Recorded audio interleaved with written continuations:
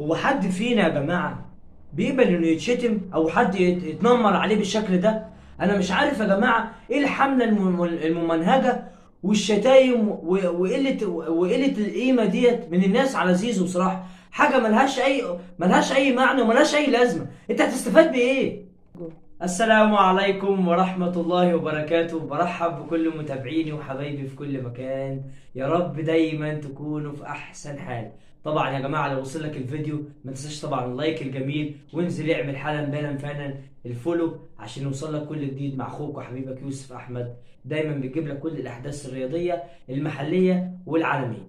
طبعا يا جماعة الهجوم الشرس بعد الستوري اللي زيزو نزلها وحذفها بعدها بدقايق محدوده. كان كاتب ايه زيزو في الستوري؟ السؤال الوحيد او الاوحد اللي مش عايز يطلع من دماغي ونفسي الاقي له اجابه، هو بجد لما حد يخوض في عرض الناس ويقعد يشتم فيهم ويسب ويتنمر، ده بيعود عليه بايه ولا بيرجع عليه بايه؟ هو اللي هيستفاد بايه؟ هل بيروح البيت بيلاقي تحت بيته عربيه اللي بيتمناها؟ طب هل ودى عياله لمكان اللي هما بيتمنوها؟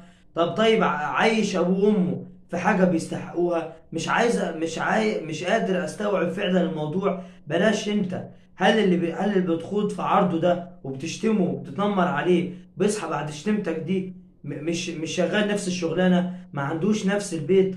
طب والعربيه حياتكم بقى يعني اتغيرت؟ يا جماعه يعني انا رايي الشخصي، مش عايز اطول عليكم طبعا في الموضوع ده، رايي الشخصي ليه اللي احنا بنتنمر على بعض؟ هنستفاد بايه؟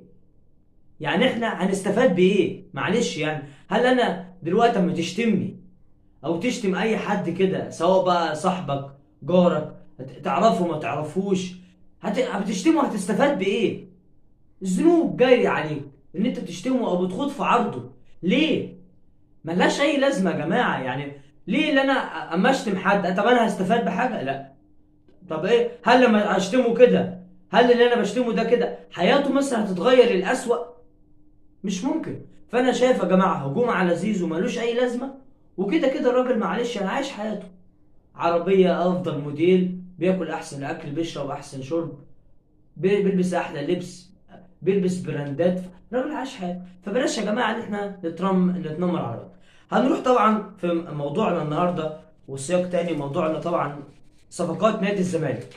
خلاص جون ادوارد قرر قرر تعيين مدير تعاقدات ووكيل لعيبه.